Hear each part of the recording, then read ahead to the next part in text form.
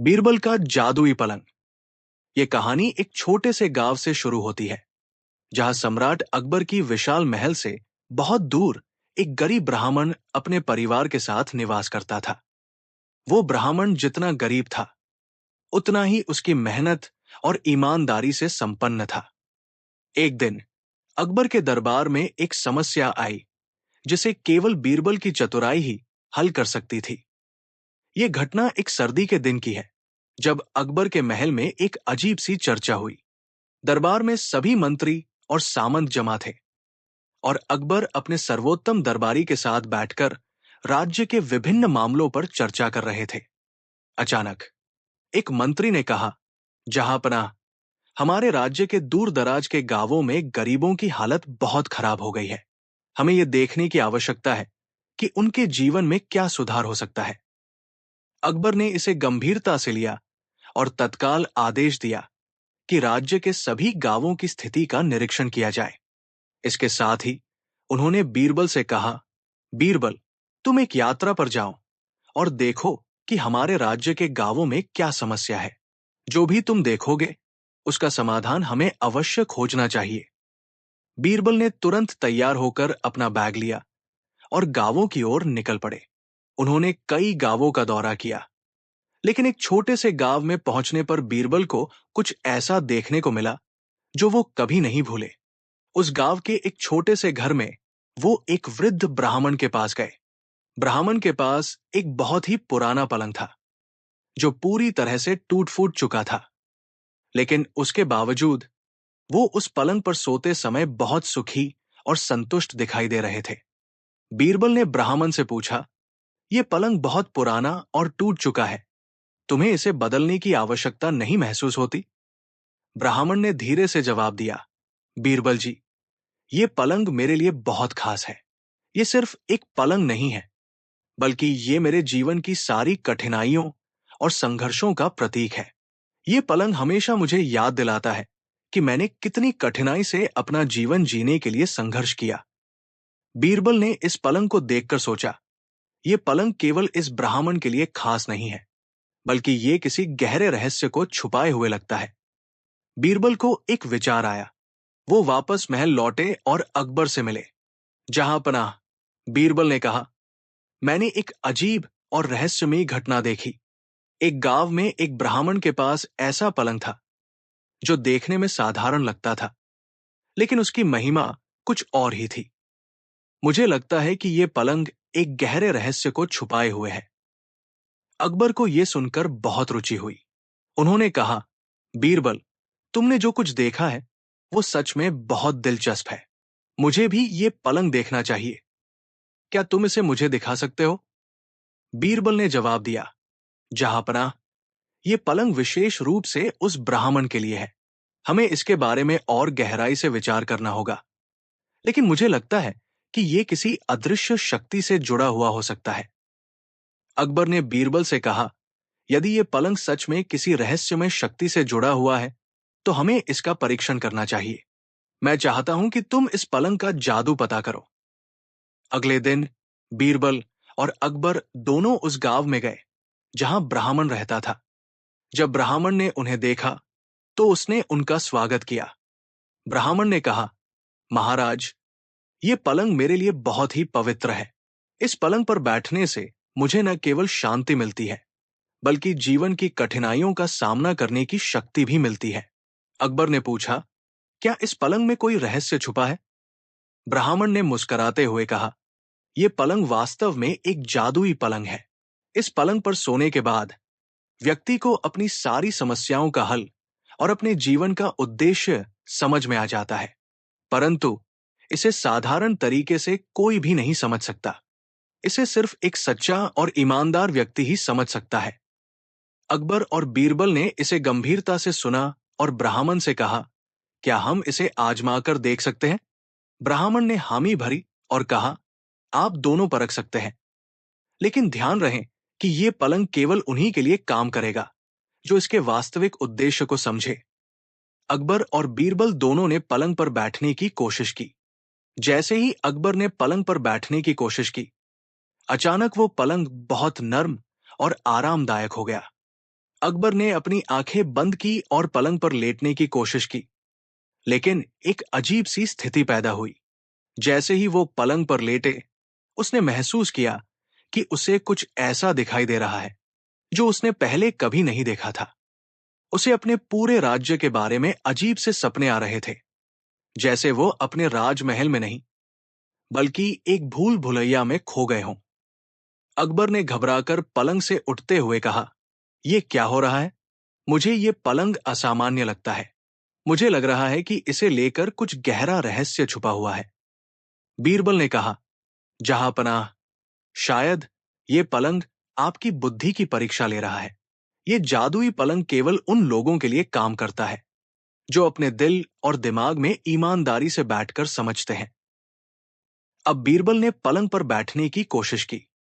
जैसे ही बीरबल ने पलंग पर बैठने की कोशिश की, वो किसी दूसरी दुनिया में पहुंच गया की कोशिश की, तो कुछ अद्भुत हुआ। जैसे ही वो पलंग पर बैठा, उसे ऐसा महसूस हुआ जैसे वो किसी दूसरी दुनिया में पहुंच गया हो। चारों ओर घना अंधेरा था और नजदीक कहीं से एक हल्की सी रोशनी आ रही थी। बीरबल ने देखा कि वो किसी विशाल महल के बीच खड़ा था, जिसकी दीवारों पर स्वर्णिम अलंकरण और अद्भुत चित्रकारी थी। ये महल किसी सामान्य महल से कहीं ज्यादा भव्य और रहस्यमय था। वो धीरे धीरे उस महल के अंदर प्रवेश करने लगा और अचानक एक आवाज उसके कानों में आई। ये आवाज एक पुरानी किताब की पन्नों के फड़फड़ाने जैसी थी, जो हवा में तैर रही हो। बीरबल ने आगे बढ़ते हुए आवाज का पीछा किया और देखा कि एक कमरे में एक प्राचीन पुस्तक रखी थी, जो खुद ब खुद खुल रही थी। बीरबल ने पुस्तक के पास जाकर उसे खोला। जैसे ही उसने उस पुस्तक का पहला पन्ना पलटा, एक अजीब सी हलचल हुई। किताब के पन्नों से एक धुआं सा निकला और उसने देखा कि वो धुआं एक आकृति के रूप में बदल रहा था। वो आकृति धीरे धीरे एक प्राचीन संत के रूप में बदल गई, जो हल्की मुस्कान के साथ बीरबल की ओर देख रहा था। संत ने कहा, "तुम वो व्यक्ति हो जिसने इस पलंग के जादू को समझा।" बीरबल थोड़ी घबराहट के साथ बोला, "ये क्या है? आप कौन हैं और ये क्या हो रहा है?" संत ने शांतिपूर्वक जवाब दिया, "मैं वह व्यक्ति हूं जिसने इस पलंग को शापित किया। ये पलंग समय और स्थान के बीच के भेद को पार करने की शक्ति रखता है। जब कोई इस पर बैठता है, तो वो केवल शारीरिक रूप से नहीं, बल्कि मानसिक और आत्मिक रूप से भी एक नई दुनिया में प्रवेश करता है। इस पलंग पर सोने से व्यक्ति अपनी छिपी हुई शक्तियों और भविष्य को जान सकता है, लेकिन ये शक्ति केवल सच्चे और ईमानदार लोगों के लिए होती है।" बीरबल को अब समझ में आ गया था कि ये पलंग कोई साधारण पलंग नहीं था। ये एक रहस्यमय उपकरण था, जो व्यक्ति को अपने अंदर की गहरी शक्तियों और ज्ञान तक पहुंचने का अवसर देता था। बीरबल ने संत से पूछा, "क्या इस पलंग का कोई उद्देश्य है? क्या इससे मुझे कुछ विशेष ज्ञान मिलेगा?" संत ने फिर से मुस्कुराते हुए कहा, "तुम जिस उद्देश्य से यहां आए हो, वो तुम्हें मिलेगा। इस पलंग का उद्देश्य तुम्हें तुम्हारे भीतर की सबसे बड़ी शक्ति, यानी सत्य और न्याय का ज्ञान देना है। तुम्हारे भीतर जो शक्ति है, वही तुम्हें ये दिखाएगी कि तुम्हारी यात्रा का असली लक्ष्य क्या है। ये पलंग तुम्हारी आत्मा की परीक्षा भी लेता है। जो इसके माध्यम से स्वयं को जान पाता है, वही राज्य और समाज के लिए सच्चा मार्गदर्शक बन सकता है।" बीरबल ने संत की बातों को गहरे से सुना और सोचा, क्या ये पलंग सचमुच मुझे मेरी आत्मिक यात्रा की ओर मार्गदर्शन करेगा? संत ने जैसे ही ये कहा, "तुम्हारी यात्रा अभी शुरू नहीं हुई है। तुम्हें अभी अपने दिल की गहराई में उतरना होगा।" तभी अचानक एक अजीब सी हलचल हुई और बीरबल की आंखों के सामने एक विशाल दरवाजा प्रकट हुआ। दरवाजे पर एक लिखा हुआ था, "जो इस दरवाजे से गुजर जाएगा, उसे अपने जीवन के सबसे कठिन प्रश्नों का उत्तर मिलेगा, लेकिन ये यात्रा बहुत मुश्किल होगी।" बीरबल ने बिना कोई संकोच किए दरवाजे की ओर कदम बढ़ाए। जैसे ही उसने दरवाजे को खोला, वो खुद को एक अजनबी दुनिया में पाया। ये कोई सामान्य दुनिया नहीं थी। ये एक ऐसे स्थान पर था जहां समय और स्थान का कोई अस्तित्व नहीं था। चारों ओर एक अजीब सी शांति थी, लेकिन इस शांति में कुछ गहरे रहस्य भी छिपे हुए थे। बीरबल ने देखा कि वहां एक विशाल दरख्त के नीचे एक आदमी बैठा था। वो आदमी बीरबल की ओर देखने लगा और उसकी आंखों में गहरे सवाल थे। आदमी ने कहा, तुम क्या ढूंढने आए हो? बीरबल, क्या तुम सचमुच अपने दिल और दिमाग को समझने के लिए तैयार हो? बीरबल ने उत्तर दिया, मैं अपने जीवन के उद्देश्य को जानने के लिए यहां आया हूं। मुझे समझना है कि मेरे निर्णय और मेरे कार्य किस दिशा में जा रहे हैं। मैं अपने ज्ञान का उपयोग कैसे कर सकता हूं? आदमी ने धीरे से सिर हिलाया और कहा, तुमने सही चुना है बीरबल। यह प्रश्न केवल तुमसे नहीं, बल्कि हर उस व्यक्ति से पूछा जाता है जो स्वयं को समझने की यात्रा पर निकलता है।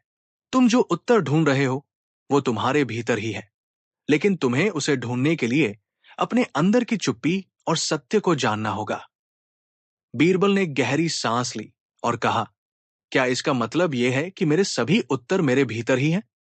आदमी ने मुस्कुराते हुए कहा, हां, यह सत्य है, लेकिन हर व्यक्ति को अपने उत्तर तक पहुंचने के लिए एक कठिन यात्रा करनी होती है। ये यात्रा उस व्यक्ति के भीतर के भ्रम और असत्य को दूर करने की होती है। जब तुम अपने भीतर के सत्य से मिलोगे, तो तुम्हें सभी सवालों के उत्तर मिल जाएंगे। आदमी की बातों से बीरबल को एक नई दृष्टि मिली। अब वो जानता था कि उसकी यात्रा केवल बाहरी दुनिया में नहीं, बल्कि अपने भीतर के संसार में भी होनी चाहिए। वो समझ गया कि जीवन में जो भी संकट आते हैं, वे केवल बाहरी नहीं होते, बल्कि आंतरिक होते हैं। जैसे ही वो विचारों में डूबा, वो अचानक उस अजीब दुनिया से बाहर आ गया। वो फिर से उसी कमरे में था जहां उसने पलंग पर बैठने की शुरुआत की थी। अब उसे पूरी स्थिति का एहसास हुआ और उसे समझ में आ गया कि इस पलंग का उद्देश्य उसे जीवन के उस गहरे सत्य से परिचित कराना था जिसे वो अब तक नहीं देख पाया था। जैसे ही बीरबल उस रहस्यमयी दुनिया से बाहर आया, उसने महसूस किया कि वो पहले जैसा नहीं था। वो अब मानसिक और आत्मिक रूप से एक नई दिशा में चल पड़ा था। उसके भीतर की आंतरिक शक्ति, जो कभी उसके लिए केवल एक अंधेरे कोने में छिपी हुई थी, अब उजागर हो चुकी थी।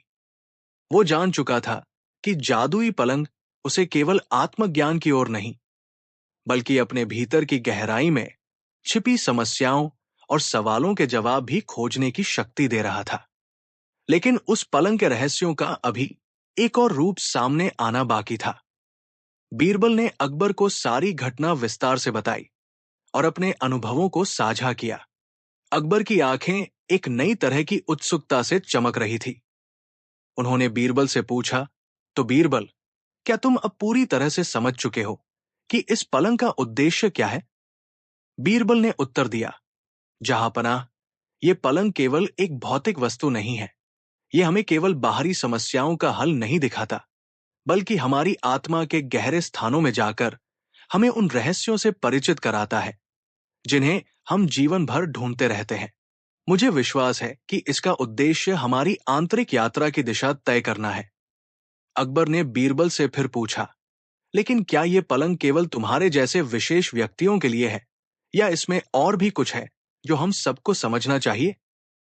बीरबल ने अकबर की आंखों में देखा और धीरे से कहा, जहांपनाह, यह पलंग उन सभी के लिए है जो अपने दिल और आत्मा की गहराई में जाकर जीवन के सत्य को जानने की यात्रा पर निकलते हैं। लेकिन इसे समझने का तरीका हर किसी के लिए अलग अलग हो सकता है। इसके बाद बीरबल और अकबर दोनों फिर से उस छोटे से गांव की ओर लौटे जहां ब्राह्मण ने उन्हें ये जादुई पलंग दिखाया था। वे उस पलंग को एक बार फिर देखना चाहते थे, ताकि ये समझ सकें कि क्या ये केवल एक मानसिक यात्रा का प्रतीक है या इसके पीछे और भी कोई गहरी शक्ति है। जब वे गांव पहुंचे, तो उन्होंने देखा कि ब्राह्मण अपने पुराने पलंग पर बैठा था। बीरबल और अकबर उसके पास गए और उन्हें प्रणाम किया। ब्राह्मण ने मुस्कुराते हुए उनका स्वागत किया। महाराज बीरबल, उसने कहा, आप लोग यहां क्या खोज रहे हैं? अकबर ने ब्राह्मण से कहा, हम जानते हैं कि इस पलंग में कोई गहरी शक्ति छिपी हुई है लेकिन हम ये जानना चाहते हैं कि इसका असली उद्देश्य क्या है। क्या ये पलंग केवल मानसिक और आत्मिक यात्रा की बात है, या इसमें कुछ और भी है जो हम नहीं देख पा रहे हैं? ब्राह्मण ने थोड़ी देर सोचा और फिर कहा, तुम दोनों सही हो। ये पलंग केवल मानसिक और आत्मिक यात्रा का प्रतीक नहीं है, बल्कि ये जीवन के सबसे गहरे रहस्यों का मार्गदर्शन करने वाला एक दिव्य उपकरण है। लेकिन इसका उपयोग केवल वही कर सकता है जो आत्मा से शुद्ध और बिना किसी भय के अपने असली रूप को जानने का साहस रखता हो। बीरबल ने अपनी आंखों में चमक भरते हुए पूछा, क्या आप हमें यह बता सकते हैं कि इसका उद्देश्य क्या है? ब्राह्मण ने धीरे से उत्तर दिया, यह पलंग जीवन के दो प्रमुख पहलुओं को दिखाता है, सत्य और समय। इसमें बैठने वाला व्यक्ति समय के उस पार यात्रा कर सकता है, जहां वह अपने भविष्य और अतीत को देख सकता है। ये पलंग उन लोगों के लिए है जो समय और अस्तित्व के रहस्यों को जानने का साहस रखते हैं। लेकिन ये यात्रा आसान नहीं है। बीरबल और अकबर की उत्सुकता अब चरम पर थी। उन्होंने ब्राह्मण से आग्रह किया, क्या आप हमें इस पलंग के और रहस्यों से अवगत कर सकते हैं? ब्राह्मण ने एक गहरी सांस ली और कहा, ठीक है, लेकिन याद रखिए, ये यात्रा केवल उन लोगों के लिए होती है जो सच में अपने अस्तित्व को समझने की कोशिश करते हैं। ये पलंग आपको समय के धागों के बीच एक अदृश्य चक्र में ले जाएगा। आप अपने अतीत, वर्तमान और भविष्य को एक साथ देख सकेंगे। लेकिन इस यात्रा के दौरान आपको अपनी सबसे बड़ी गलतियों और आपके द्वारा किए गए निर्णयों का सामना करना पड़ेगा। अगर आप अपनी गलती स्वीकार नहीं कर पाए, तो आप उस यात्रा से कभी बाहर नहीं आ पाएंगे। बीरबल और अकबर ने एक दूसरे की ओर देखा और फिर पलंग पर बैठने का निर्णय लिया। जैसे ही वे दोनों पलंग पर बैठे, चारों ओर एक अजीब सी हलचल हुई। पलंग ने जैसे ही अपनी जादुई शक्ति का इस्तेमाल किया, बीरबल और अकबर को ऐसा महसूस हुआ कि वे समय के प्रवाह से बाहर निकल गए थे। उन्होंने देखा कि उनका शरीर स्थिर था, लेकिन उनका मन और आत्मा समय के किसी अन्य आयाम में यात्रा कर रही थी। अकबर ने देखा कि वो स्वयं अपने महल में खड़ा था, लेकिन वहां कोई और ही दृश्य था। महल के गलियारे सुनसान थे और वहां का वातावरण अजीब सा था। अकबर ने महसूस किया कि यह भविष्य का दृश्य था, जिसमें उसके राज्य के लोग परेशानी में थे और वो स्वयं अपने राज्य के मामलों में असमर्थ था। उसे यह महसूस हुआ कि उसने कुछ गलत निर्णय लिए थे, जो अब उसकी संपूर्ण शासन व्यवस्था को प्रभावित कर रहे थे। बीरबल ने देखा कि वह किसी अजनबी स्थान पर खड़ा था और उसके सामने कुछ लोग खड़े थे जो उसकी बुद्धिमत्ता और न्याय का परीक्षण कर रहे थे। वो जानता था कि ये लोग उसके द्वारा किए गए फैसलों के परिणामों का सामना कर रहे थे। उसने महसूस किया कि उसका कार्य केवल अकबर के दरबार में सीमित नहीं था, बल्कि उसकी बुद्धिमत्ता और फैसले पूरे समाज पर असर डालते थे। जैसे ही दोनों की यात्रा समाप्त हुई, पलंग ने उन्हें वापस उनके शारीरिक रूप में लौटा दिया। वे दोनों उस छोटे से गांव में थे जहां ब्राह्मण उन्हें पहले मिला था। अकबर और बीरबल अब पूरी तरह से बदल चुके थे। उनका दृष्टिकोण और समझ पूरी तरह से नई हो चुकी थी। ब्राह्मण ने उन्हें देखा और कहा, आप दोनों ने अपनी यात्रा पूरी की। अब आप समझ गए होंगे कि ये पलंग केवल एक जादुई वस्तु नहीं है, बल्कि ये जीवन के सबसे गहरे रहस्यों की कुंजी है। ब्राह्मण की बातों ने अकबर और बीरबल दोनों को पूरी तरह से आश्चर्यचकित कर दिया। वे दोनों अब समझ चुके थे कि ये पलंग न केवल एक साधारण जादुई वस्तु थी, बल्कि ये एक अदृश्य शक्ति का प्रतीक था, जो समय और सत्य के रहस्यों की कुंजी थी। लेकिन ब्राह्मण के शब्दों में जो चेतावनी छिपी थी, वो उनके मन में गहरे सवाल छोड़ गई थी। अगर तुम अपनी गलतियां स्वीकार नहीं कर पाए, तो तुम इस यात्रा से कभी बाहर नहीं आ सकोगे। ये वाक्य उनके मन को कुरेदने लगा। बीरबल और अकबर दोनों ने पलंग पर बैठने से पहले एक गहरी सांस ली, जैसे ही वे जानते थे कि वे एक ऐसे मार्ग पर कदम रखने जा रहे थे जहां हर कदम पर अज्ञात खतरे और रहस्यों का सामना करना पड़ेगा। रहस्यमयी गुफा का प्रवेश। पलंग के साथ उनकी यात्रा शुरू हुई। लेकिन ये यात्रा उस पलंग की जादुई शक्ति से कहीं ज्यादा थी।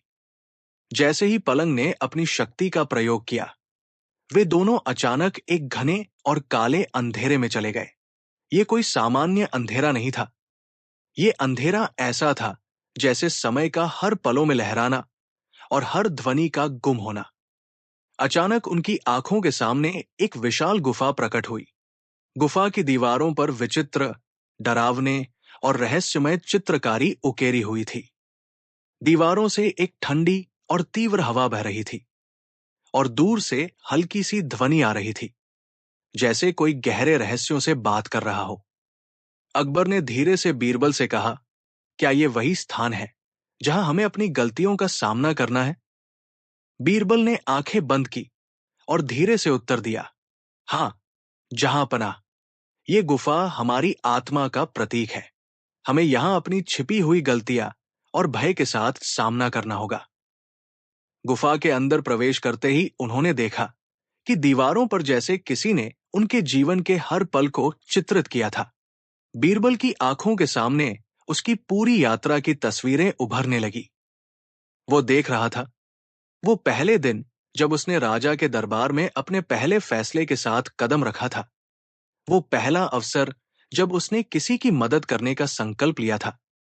और वो पल जब उसने अपने राजा की मदद के लिए न केवल सलाह दी थी, बल्कि अपने जीवन को भी जोखिम में डाला था। अकबर ने देखा कि दीवारों पर उसकी पूरी सम्राट बनने की यात्रा, उसकी सत्ता और निर्णयों की छाया के रूप में उभर रही थी। एक एक चित्र उसे उसकी गलतियों और दोषों के बारे में बता रहे थे।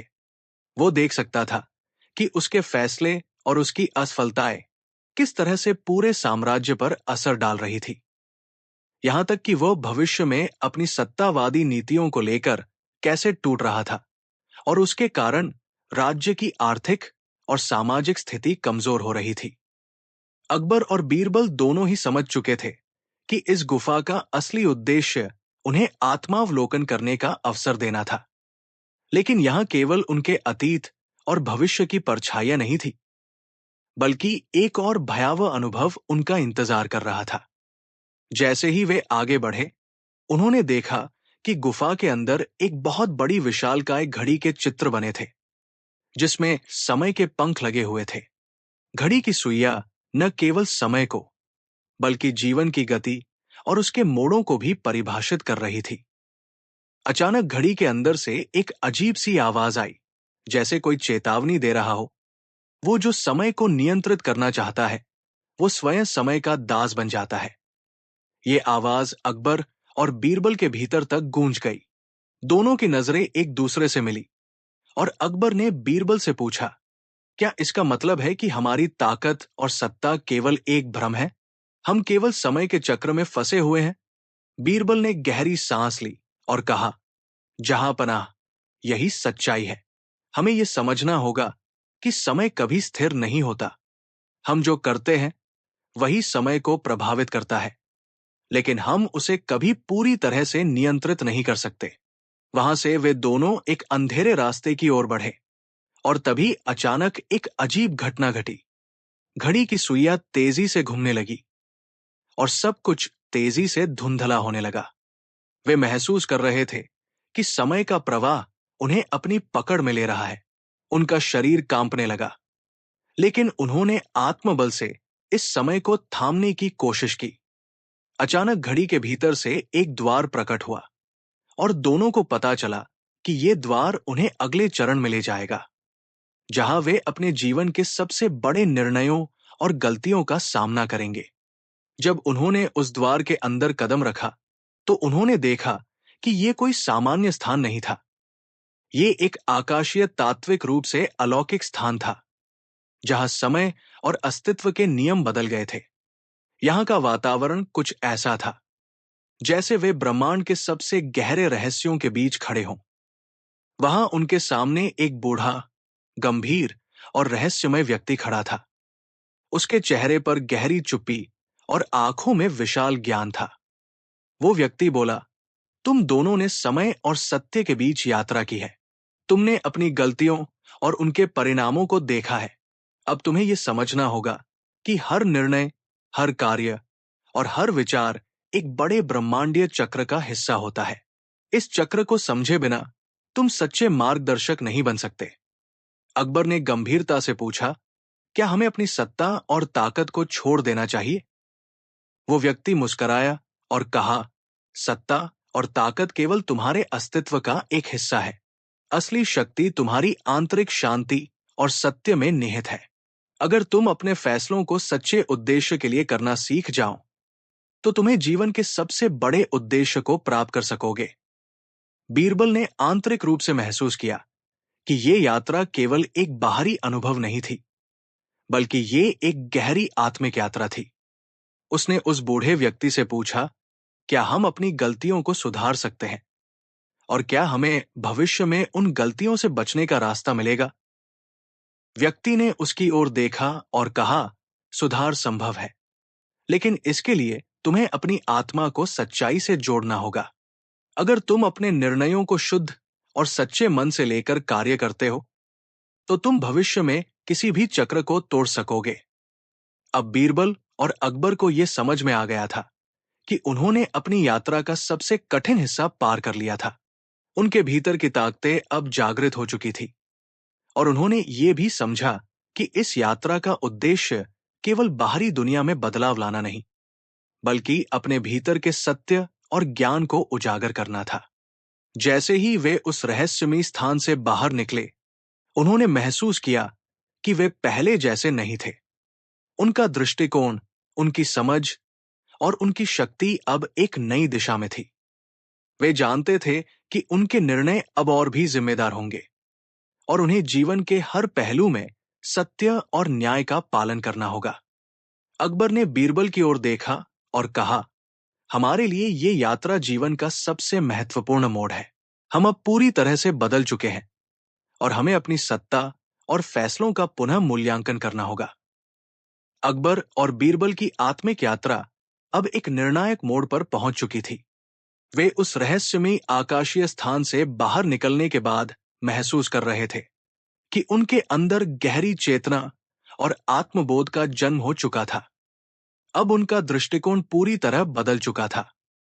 हर निर्णय, हर कदम और हर विचार में कुछ नया था। उन दोनों के भीतर एक अजीब सा परिवर्तन हो चुका था, जैसे वे पुराने लोगों से बिल्कुल अलग हो गए थे। वे अब न केवल अपने राजसी कार्यों के प्रति, बल्कि जीवन के गहरे सत्य और समय के चक्रों के प्रति भी जागरूक हो चुके थे। अकबर और बीरबल महल की ओर लौटते हुए बहुत चुप थे। रास्ते में कोई शब्द नहीं था, क्योंकि दोनों अपने अनुभवों पर गहरे विचार कर रहे थे। ये यात्रा उनके लिए एक मानसिक और आत्मिक परीक्षण थी, और अब वे दोनों जानते थे कि ये यात्रा केवल उनके खुद के लिए नहीं थी, बल्कि उनके साम्राज्य और भविष्य के लिए भी अत्यंत महत्वपूर्ण थी। उनके भीतर की आत्मिक शक्ति अब उन्हें अपने फैसलों के परिणामों की पूरी जिम्मेदारी का एहसास दिला रही थी। जब वे महल पहुंचे, तो अकबर और बीरबल दोनों ही अपने दिलों में भारी बोझ लिए हुए थे। अकबर की आंखों में एक अजीब सी चमक थी, जैसे वो कुछ नया और गहरा समझ चुका था। उन्होंने बीरबल से कहा, बीरबल, ये यात्रा केवल हमारे लिए नहीं, बल्कि हमारे राज्य के लिए भी बहुत महत्वपूर्ण है। जो कुछ भी हमने वहां देखा, वो हमें केवल खुद से नहीं, बल्कि अपने फैसलों के प्रभावों को पूरी दुनिया पर महसूस करने की आवश्यकता बताता है। हमें अब अपने राज्य के लोगों के लिए सही दिशा तय करनी होगी। बीरबल ने सहमति में सिर हिलाया और कहा, जहां पनाह, यही सत्य है। हमारी शक्ति और ज्ञान का सही उपयोग न केवल हमें, बल्कि पूरे साम्राज्य को सही दिशा में ले जा सकता है। परंतु हमें अपनी आंतरिक शुद्धता बनाए रखने की आवश्यकता है, ताकि हम सही फैसले ले सकें। वे दोनों दरबार में पहुंचे, जहां मंत्री और दरबारी पहले से इंतजार कर रहे थे। अकबर ने बीरबल की ओर देखा और फिर दरबारियों की ओर मुड़ते हुए कहा, हमारी यात्रा ने हमें यह सिखाया है कि हर निर्णय केवल राजमहल में नहीं लिया जाता, बल्कि ये हमारे राज्य के प्रत्येक नागरिक के जीवन पर असर डालता है। हम अब अपने राज्य की नीतियों को नए दृष्टिकोण से देखेंगे। लेकिन जैसे ही वे अपने विचार साझा कर रहे थे, दरबार में एक विचित्र घटना घटित हुई। अचानक दरबार के दरवाजे से एक अजीब सी ध्वनि आई, जैसे हवा के साथ कोई रहस्यमयी शक्ति प्रवेश कर रही हो। एक सफेद पर्दा महल के बीचों बीच लहरा गया और उसके पीछे से एक अजनबी आकृति प्रकट हुई। ये आकृति न तो मनुष्य थी, न ही कोई जानवर, बल्कि वह कुछ ऐसा था जिसे देखकर अकबर और बीरबल दोनों चौंक गए। ये आकृति एक आध्यात्मिक प्राणी जैसी लग रही थी, जिसका चेहरा साफ नहीं था, लेकिन उसकी आंखों में गहरी बुद्धिमत्ता और रहस्य था। वो आकृति धीरे धीरे दरबार में आई और अकबर तथा बीरबल के सामने खड़ी हो गई। उसकी आवाज गहरी और ध्वनिमान थी, जैसे समग्र ब्रह्मांड से आ रही हो। तुम दोनों ने समय और सत्य के गहरे रहस्यों को समझने की यात्रा की है। अब तुमसे कुछ प्रश्न पूछे जाएंगे और तुम्हें सच्चाई का सामना करना होगा। केवल वही जो अपनी आत्मा को पूरी तरह से समझ चुका है, वही इन सवालों का उत्तर दे सकता है। अकबर और बीरबल दोनों की नजरें अब इस रहस्यमय प्राणी पर थी। बीरबल ने गहरी सांस ली और कहा, हम तैयार हैं। कृपया हमसे प्रश्न पूछें। रहस्यमय आकृति ने अपनी आंखें बंद की और फिर एक प्रश्न पूछा, तुम दोनों जानते हो कि समय एक अनंत चक्र है और हर फैसला समय के चक्र को प्रभावित करता है। तुम्हारे लिए सबसे बड़ी चुनौती ये नहीं है कि तुम अपने फैसलों को सही मानते हो, बल्कि ये है कि क्या तुम उन फैसलों के परिणामों से भाग सकते हो। इस प्रश्न ने अकबर और बीरबल दोनों को अंदर से हिला दिया। बीरबल ने धीरे से कहा, हम जानते हैं कि हमारे फैसले हमारे साम्राज्य को प्रभावित करते हैं, लेकिन क्या हम कभी समय के परिणामों से भाग सकते हैं। रहस्यमय आकृति ने धीरे से मुस्कराया, नहीं, समय के परिणामों से कोई नहीं भाग सकता, लेकिन एक सच्चा नेता वह है जो अपने फैसलों का सामना करता है और उन्हें स्वीकार करता है। क्या तुम दोनों अपने फैसलों के परिणामों को स्वीकार करने का साहस रखते हो। अकबर की आंखों में आत्मविश्वास की चमक थी। उसने कहा, हम हर निर्णय का सामना करेंगे। हम अपनी गलतियों को सुधारने के लिए तैयार हैं और अगर हमारे फैसले गलत हैं तो हम उन्हें सुधारेंगे। रहस्यमय आकृति ने अब अपना अगला प्रश्न पूछा, क्या तुम जानते हो कि समय केवल तुम्हारे साम्राज्य और राष्ट्र का नहीं, बल्कि हर आत्मा का प्रबंधक है। तुम्हारे निर्णय केवल राजनीति और साम्राज्य के स्तर पर नहीं होते, बल्कि वे जीवन के हर पहलू में प्रभाव डालते हैं। क्या तुम इसे समझते हो। इस सवाल ने बीरबल को चौंका दिया। उसने सोचते हुए कहा, हाँ, हम समझते हैं। हमारे निर्णय हमारे राज्य के लिए जितने महत्वपूर्ण हैं, उतने ही हमारे लोगों और समाज के लिए भी। अगर हमारे फैसले गलत होंगे तो वे समाज की नींव को हिला सकते हैं। रहस्यमय आकृति ने फिर एक और सवाल पूछा, समय और सत्य के चक्र को समझने के बाद क्या तुम अब जीवन के सभी पहलुओं को पूरी तरह से देख सकते हो।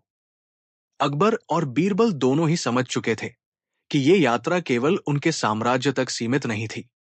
वे अब पूरी दुनिया के बारे में सोच रहे थे और उन्होंने समझ लिया था कि उनका प्रत्येक निर्णय न केवल उनके राज्य के लिए, बल्कि पूरी मानवता के लिए प्रभावी होगा। अकबर ने अब गहरी सोच में डूबते हुए कहा, समय और सत्य के चक्र को समझने के बाद हमें यह महसूस हुआ कि हमारे फैसले केवल हमारे राज्य तक सीमित नहीं होते, ये पूरी दुनिया और उसकी दिशा को प्रभावित करते हैं। हम ये समझते हैं कि जब हम किसी निर्णय को लेते हैं तो हमें इसके परिणामों को समग्र रूप से देखना होगा।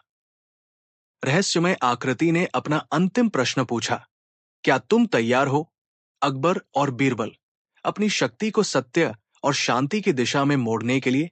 क्या तुम अपनी सत्ताओं और शक्तियों का सही उपयोग करोगे। अकबर और बीरबल दोनों ने बिना किसी हिचकिचाहट के उत्तर दिया, हाँ, हम तैयार हैं। हम अपने राज्य के लिए, अपने लोगों के लिए और अपने आत्मिक उत्थान के लिए सत्य और शांति का पालन करेंगे। उस रहस्यमय आकृति ने उन्हें देखा और फिर वो धीरे धीरे गायब हो गई, जैसे वो कभी थी ही नहीं। बीरबल और अकबर को अब ये एहसास हो चुका था कि ये यात्रा उनकी आत्मिक उन्नति का हिस्सा थी। अब वे अपनी शक्ति और ज्ञान का सही दिशा में उपयोग करने के लिए पूरी तरह से तैयार थे। अकबर और बीरबल की यात्रा अब समाप्त हो चुकी थी, लेकिन उनके अंदर का परिवर्तन स्थायी था। वे अब केवल साम्राज्य के शासक नहीं थे, बल्कि वे समय और सत्य के गहरे रहस्यों के सच्चे ज्ञाता बन चुके थे। उनके निर्णयों में अब वो गहराई, संवेदनशीलता और जिम्मेदारी थी जो पहले कभी नहीं थी। अकबर ने एक दिन अपने मंत्री और दरबारी से कहा, हमारे साम्राज्य को अब नए दिशा में चलना होगा। हमें अपने फैसलों को न केवल सामरिक दृष्टि से, बल्कि समाज और जीवन के हर पहलू से देखने की आवश्यकता है। हमें अपने राज्य की प्रगति और लोगों की भलाई के लिए सत्य और शांति का पालन करना होगा। बीरबल ने अकबर की बातों का समर्थन किया। जहांपनाह, हम अब केवल आपके मंत्री नहीं हैं, बल्कि हम इस राज्य के न्याय, सत्य और शांति के संरक्षक हैं। हमें अब अपने राज्य के हर नागरिक को यह महसूस कराना है कि वे केवल शासन के नीचे नहीं, बल्कि सत्य और न्याय के मार्ग पर चल रहे हैं। इस प्रकार अकबर और बीरबल की यात्रा का उद्देश्य केवल सत्ता और राजनीति तक सीमित नहीं था, बल्कि ये आत्मिक उन्नति, समय और सत्य के गहरे रहस्यों की खोज थी। ये यात्रा उन्हें न केवल बाहरी दुनिया के राजकुमार बना रही थी, बल्कि उन्हें एक गहरे अंदरूनी सत्य की ओर भी ले जा रही थी, जो उनका असली उद्देश्य था, अपने आत्म और पूरे समाज के लिए सच्चाई, शांति और न्याय का पालन करना संपन्न था। एक दिन अकबर के दरबार में एक समस्या आई जिसे केवल बीरबल की चतुराई ही हल कर सकती थी। यह घटना एक सर्दी के दिन की है, जब अकबर के महल में एक अजीब सी चर्चा हुई। दरबार में सभी मंत्री और सामंत जमा थे, और अकबर अपने सर्वोत्तम दरबारी के साथ बैठकर राज्य के विभिन्न मामलों पर चर्चा कर रहे थे। अचानक एक मंत्री ने कहा, जहांपनाह, हमारे राज्य के दूर दराज के गांवों में गरीबों की हालत बहुत खराब हो गई है। हमें यह देखने की आवश्यकता है कि उनके जीवन में क्या सुधार हो सकता है। अकबर ने इसे गंभीरता से लिया और तत्काल आदेश दिया कि राज्य के सभी गांवों की स्थिति का निरीक्षण किया जाए। इसके साथ ही उन्होंने बीरबल से कहा, बीरबल, तुम एक यात्रा पर जाओ और देखो कि हमारे राज्य के गांवों में क्या समस्या है। जो भी तुम देखोगे उसका समाधान हमें अवश्य खोजना चाहिए। बीरबल ने तुरंत तैयार होकर अपना बैग लिया और गांवों की ओर निकल पड़े। उन्होंने कई गांवों का दौरा किया, लेकिन एक छोटे से गांव में पहुंचने पर बीरबल को कुछ ऐसा देखने को मिला जो वो कभी नहीं भूले। उस गांव के एक छोटे से घर में वो एक वृद्ध ब्राह्मण के पास गए। ब्राह्मण के पास एक बहुत ही पुराना पलंग था, जो पूरी तरह से टूट फूट चुका था, लेकिन उसके बावजूद वो उस पलंग पर सोते समय बहुत सुखी और संतुष्ट दिखाई दे रहे थे। बीरबल ने ब्राह्मण से पूछा, यह पलंग बहुत पुराना और टूट चुका है, तुम्हें इसे बदलने की आवश्यकता नहीं महसूस होती? ब्राह्मण ने धीरे से जवाब दिया, बीरबल जी, ये पलंग मेरे लिए बहुत खास है। ये सिर्फ एक पलंग नहीं है, बल्कि ये मेरे जीवन की सारी कठिनाइयों और संघर्षों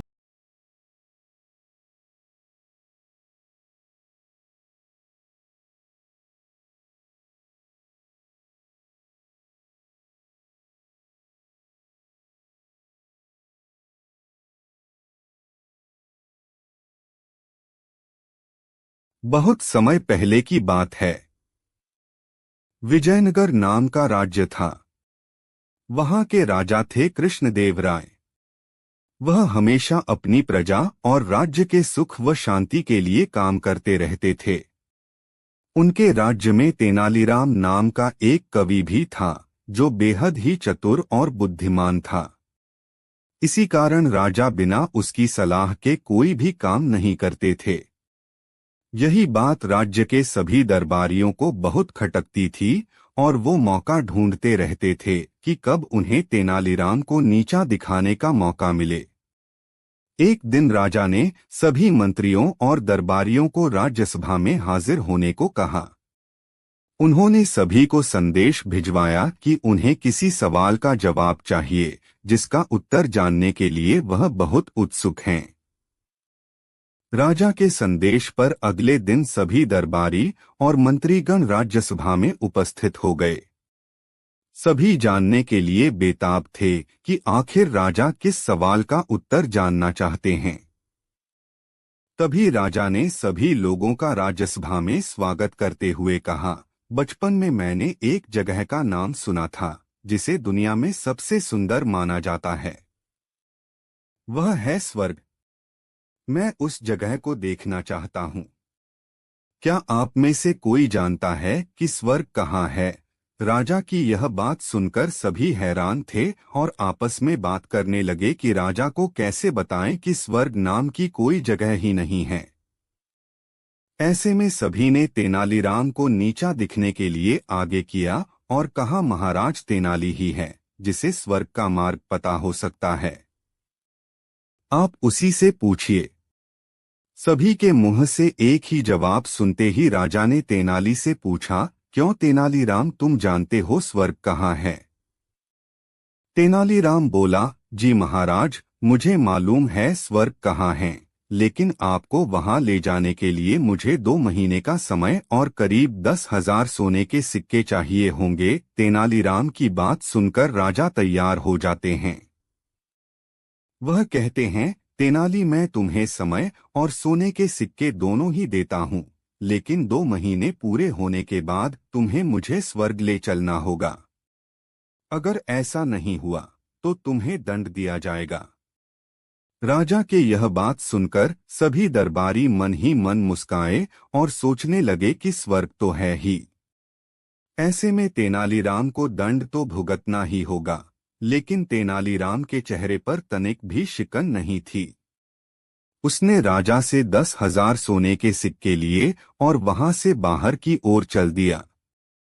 धीरे धीरे समय बीतने लगा और 2 महीने भी निकल गए, लेकिन तेनालीरामा का कोई अता पता नहीं था। राज दरबार में बातें होने लगी कि तेनाली 10,000 सोने के सिक्के लेकर भाग गया। यह बातें जब राजा के कान तक पहुंची तो वह तेनालीरामा पर बहुत गुस्सा हुए।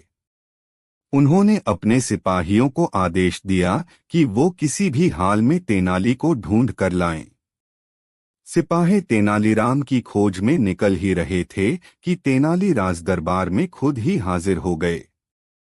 राजा ने गुस्से से पूछा, कहाँ थे इतने दिनों से? तेनालीराम बोला, महाराज, मैं स्वर्ग की खोज में गया था। राजा ने कहा, मिला स्वर्ग? तेनाली बोला, जी महाराज, मुझे मिल गया स्वर्ग। मैं कल आपको वहां ले चलूंगा। तेनाली की यह बात सुनकर राजा का क्रोध शांत हुआ। अगले दिन राजा सभी दरबारियों के साथ तेनाली को लेकर स्वर्ग देखने के लिए निकल पड़े। तेनालीराम उन्हें दूर जंगलों के बीच ले गया और वहां कुछ समय आराम के बाद आगे की यात्रा करने की बात कही। चलते चलते सभी पूरी तरह थक चुके थे, इसलिए राजा के साथ साथ सभी ने तेनाली की यह सलाह मान ली। वह जंगल बहुत ही सुंदर और मनमोहक था। ठंडी ठंडी हवा चल रही थी। चारों ओर हरे भरे पेड़ थे जिन पर रंग बिरंगे फूल और फल लदे हुए थे। राजा ने कुछ देर वहां विश्राम किया और अनुभव किया कि जिस तरह के वातावरण की कामना वह स्वर्ग के लिए कर रहे थे, वही माहौल इस जंगल में उन्हें महसूस हो रहा था। लेकिन एक मंत्री ने राजा को स्वर्ग जाने की बात याद दिलाई। स्वर्ग जाने की बात याद आते ही राजा ने तेनालीराम से चलने को कहा। तेनाली ने कहा, महाराज, मैं आगे चलने से पूर्व आपसे कुछ कहना चाहता हूँ। राजा बोले, कहो तेनाली, क्या कहना चाहते हो? तेनाली के कहा, महाराज, यह जगह आपको बिल्कुल वैसी ही नहीं लगा रही जैसा आप स्वर्ग के बारे में अनुभव कर रहे थे। राजा ने कहा, हाँ, इस बात में तो बिल्कुल भी शक नहीं कि यहाँ का वातावरण बहुत ही शांत और मन को प्रसन्न कर देने वाला है, जैसा मैंने स्वर्ग के बारे में सोचा था। राजा की यह बात सुनते ही तेनाली बोला कि महाराज, जब ईश्वर ने धरती पर स्वर्ग जैसा अनुभव कराने वाली जगह बनाई है, तो उस स्वर्ग की क्या कामना करना जिसका वाकई में कोई अस्तित्व ही नहीं है। राजा को तेनाली की बात समझ में आ जाती है। राजा कहते हैं, तेनाली तुम बिल्कुल ठीक कह रहे हो, लेकिन उन सोने के सिक्कों का क्या जो मैंने तुम्हें दिए थे? तेनालीराम ने कहा, महाराज मैंने उन सिक्कों से यहाँ मौजूद सभी पेड़ पौधों के लिए खाद वगैरह खरीदे हैं, ताकि जिस स्वर्ग को आप देखने के लिए अपने राज्य को छोड़कर इतनी दूर आए हैं, उस स्वर्ग को अपने ही राज्य में जगह दी जा सके। तेनाली की यह बात सुनकर राजा खुश हो जाते हैं और राज्य लौटकर तेनालीराम को उसकी बुद्धिमानी के लिए इनाम देते हैं। कहानी से सीख। तेनालीरामा और स्वर्ग की खोज कहानी से सीख मिलती है कि बुद्धि से अगर काम लिया जाए तो कोई भी काम असंभव नहीं होता। बस जरूरत होती है सही दिशा में सोचने की। तेनालीराम जब बड़े हुए तो उनकी बुद्धिमानी के चर्चे पूरे गांव में होने लगे। गांव में जब भी कोई किसी समस्या में पड़ता तो तेनालीराम के पास उसके समाधान हेतु चला आता। तेनालीराम भी अपनी बुद्धिमत्ता के बल पर चुटकी बजाते ही समस्या का समाधान कर देते। तेनालीराम बुद्धिमान तो थे ही, साथ ही एक श्रेष्ठ कवि भी थे और उनकी वाक्पटुता का तो कोई सानी ही नहीं था। गांव वाले अक्सर उनसे कहा करते कि उन्हें महाराज कृष्णदेव राय के दरबार की शोभा बढ़ानी चाहिए। तब तक तेनालीराम का विवाह शारदा नामक कन्या से हो चुका। अपने परिवार के उज्ज्वल भविष्य की कामना में तेनालीराम के मन में भी महाराज कृष्णदेव राय के दरबार में जाने की आकांक्षा बलवती होने लगी, किंतु उन्हें ज्ञात नहीं था कि किस तरह वे महाराज के दरबार तक पहुंचे। संयोग से एक दिन महाराज कृष्णदेव राय के दरबार के राजगुरु तेनालीराम के गांव पधारे। तेनालीराम को जब ये ज्ञात हुआ तो वह भागे भागे राजगुरु के पास पहुंचे और उन्हें अपने घर भोज पर आमंत्रित कर लिया। राजगुरु जब तेनालीराम के घर आए तो तेनालीराम और उनकी पत्नी ने उनका बहुत आदर सत्कार किया, उनकी बहुत सेवा शुश्रूषा की। तेनालीराम ने उन्हें अपनी कविताएं सुनाई और अपनी वाक्पटुता से उनका मनोरंजन भी किया। उन्हें पूर्ण आशा थी कि उनकी सेवा और कला से प्रसन्न होकर राजगुरु अवश्य महाराज कृष्णदेव राय के दरबार तक पहुंचने में उनकी सहायता करेंगे। राजगुरु ने गांव से प्रस्थान करने के पूर्व तेनालीराम को आश्वासन दिया कि वह नगर पहुंचते ही महाराज से उनकी सिफारिश करेंगे और इस संबंध में उन्हें शीघ्र ही संदेश भेजेंगे।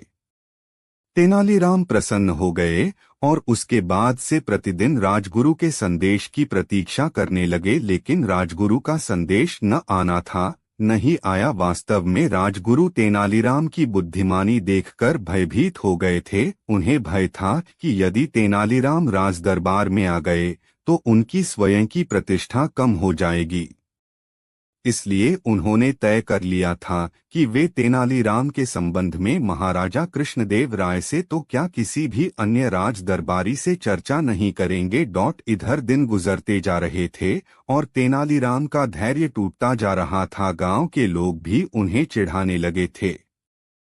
अंत में तेनालीराम ने निश्चय किया कि अब वे राजगुरु के संदेश के भरोसे नहीं रहेंगे और स्वयं उनसे मिलने नगर जाएंगे। उन्होंने अपनी पत्नी को सामान बांधने को कहा और अगले ही दिन परिवार सहित विजयनगर की राह पकड़ ली। विजयनगर पहुंचकर अपने परिवार को एक धर्मशाला में ठहराकर वे राजगुरु से मिलने निकल गए।